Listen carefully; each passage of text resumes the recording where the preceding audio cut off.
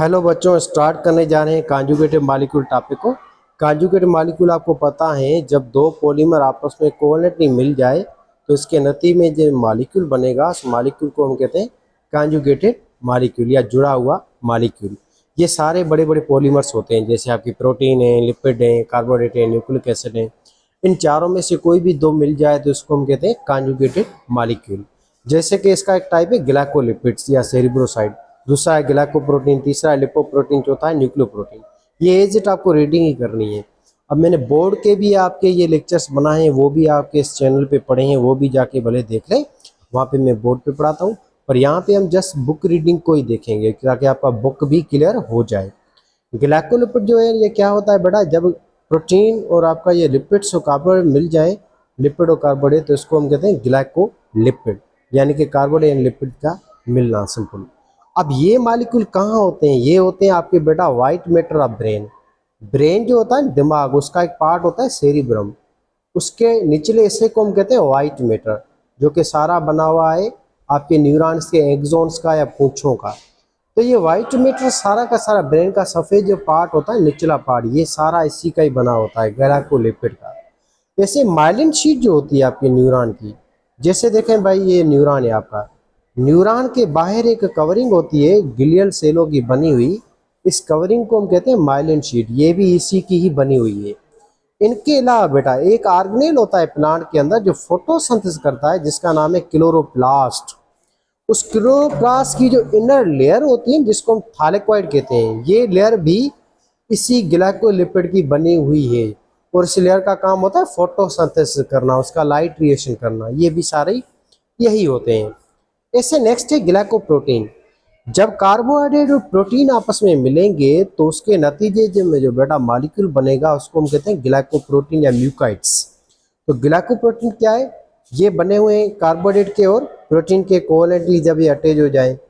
Mostly आप याद रखें, आपके जो ओलिगोसेक्राइड और पॉलीगोसेक्राइड होते हैं ना, वही कनेक्ट होते हैं, लिंक्ड होते हैं कोवैलेंटली विथ प्रोटीन, जिसके नतीजे में ग्लाइकोप्रोटीन बनता है। अब ग्लाइकोप्रोटीन के क्या क्या काम है? बहुत सिंपल है बेटा, ये ट्रांसपोर्ट प्रोटीन्स होते हैं, रिसेप्टर्स हैं, एंटीजीन्स हैं, ब्लड ग्रुप्स आप जो मेयर करते हैं, ब्लड ए बी ओ, एंटीजीन को देख के, ये सारे क्या हैं? ग्लाइकोप्रोटीन ही होते हैं। इसके अलावा अंडा होता है, जो अंडे के अंदर जो सफ़ेद सफ़ेद पानी आपने देखा होगा, इस पानी को हम कहते हैं अल्ब्यूमिन, ये प्योर प्रोटीन है बेटा। इस प्रोटीन को हम कहते हैं एग अल्ब्यूमिन। ये खाना होता है उसके चूजा जो होता है ना, उसके बच्चे का। तो ये स्टोरेज प्रोटीन है, सारा न्यूट्रिशियस प्रोटीन है, ये भी ग्लाइकोप्रोटीन है। ऐसे गोनेडोट्रोफिन जो हार्मोन्स होते हैं आपकी बॉडी में, ये सेक्स हार्मोन वगैरह, ये भी गोनेडोट्रोफिक हार्मोन जो भी हैं, ये सारे ग्लाइकोप्रोटीन के ही बने हुए होते हैं। जो आपके FSH हैं, LH हैं, ये सारे के सारे हार्मोन आपके जो सेक्सुअल रिप्रोडक्शन में आते हैं ना, जो आपके अंदर गेमेट्स वगैरह बनाते हैं, कैरेक्टर्स को कंट्रोल करते हैं, अंडा स्पर्म बनाने वाले प्रोसेस को कंट्रोल करते हैं, ये FSH LH, ये हार्मोन भी सारे आपके इसी के ही बने हुए होते हैं। तो ये था आपका टॉपिक। अब आगे थोड़ा देखें लिपोप्रोटीन को। जब लिपिड और प्रोटीन दोनों मिल जाए कोवैलेंटली, तो उस चीज़ को हम बेटा कहते हैं लिपोप्रोटीन कहते हैं।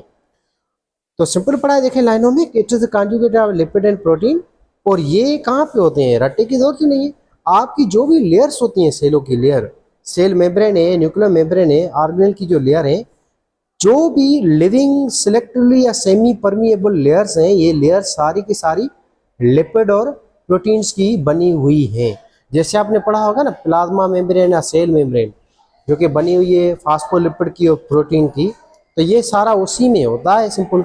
ऐसे आपका जो अंडे की जो जर्दी होती है, एक का जो यॉक है, जो पीला ओसा होता है ना, आपने देखा होगा अंडे के अंदर, जहाँ पे जायगोट होता है, यहीं पे उसकी डिवीजन वगैरह शुरू होती है बच्चा होने की, तो ये भी सारा इसी का ही बना हुआ है, लिपोप्रोटीन का। क्लोरोप्लास्ट हो, माइटोकॉन्ड्रिया, एंडोप्रेटिकुलम, आपके जो भी ऑर्गेनेल है, पेरोक्सोसोम, ग्लाइसोसोम, लाइसोसोम, वैक्यूल, इन सब की लेयर है, न्यूक्लियस है, सेल मेम्ब्रेन है, सारी इसी की बनी हुई है। अब थोड़ी जस्ट इसकी रीडिंग करते हैं कि आपका लिपोप्रोटीन क्या है। They help in transportation of lipids in blood plasma, they occurs as the component of membrane of mitochondria, ER, nucleus, egg yolk, ETC, ठीक है। नेक्स्ट है न्यूक्लियोप्रोटीन। बहुत ही सिंपल, बहुत ही इजी। जब न्यूक्लिक एसिड और प्रोटीन मिल जाए आपस में, तो इसको क्या कहते हैं? हम न्यूक्लियोप्रोटीन कहते हैं। अब बहुत सिंपल है, आपने देखा होगा बेटा न्यूक्लियस के अंदर डीएनए होता है, ये रहा डीएनए, और साथ में एक प्रोटीन होता है न्यूक्लियस में जिसका नाम है हिस्टोन प्रोटीन। बेटा ये जब दोनों आपस में मिलेंगे तो क्या बनेगा, क्रोमोसोम बनेगा या क्रोमेटिन बनेंगे, क्रोमेटिड्स बनेंगे, ये सारे क्या है, न्यूक्लियो प्रोटीन होते हैं। अब आपने पढ़ा होगा जब सेल डिवीजन करता है ना, तो डिवीजन से पहले क्या होता है कि डीएनए रैप होता है हिस्टोन प्रोटीन के ऊपर, ठीक है, ऑक्टामर बनता है, न्यूक्लियोसोम वगैरह बनते हैं। आपने इंटर वालों ने बच्चे तो एडवांस वगैरह पढ़ा है तो पता होगा आपका। देखें बेटा ये डीएनए है और ये साथ में हिस्टोन प्रोटीन आ गया, तो डीएनए और हिस्टोन प्रोटीन जैसे ही मिल गए तो क्या बना, क्रोमोसोम बना। तो क्रोमोसोम किसका बना हुआ है, दो चीज़ों का, डीएनए यानी कि न्यूक्लिक एसिड का और दूसरा हिस्टोन प्रोटीन का। तो क्रोमोसोम एक कॉन्जुगेट मॉलिक्यूल है, इसको हम कहते हैं न्यूक्लियो प्रोटीन। ऐसे एक दूसरा एग्जाम्पल है राइबोसोम। राइबोसोम जो आपने पढ़ा होगा प्रोटीन फैक्ट्री होता है, ये ऑर्गेनेल है, ये भी बना हुआ है न्यूक्लियो प्रोटीन का, क्योंकि बेटा राइबोसोम बना हुआ है आरएनए का, आरआरएनए का और प्रोटीन का, तो ये भी एक कॉन्जुगेट मॉलिक्यूल ही होता है।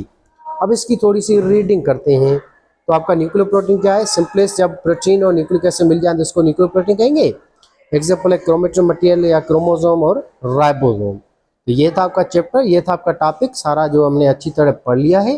तो क्वेश्चन कन्फ्यूजन हो तो कमेंट सेक्शन में ज़रूर लिखिएगा।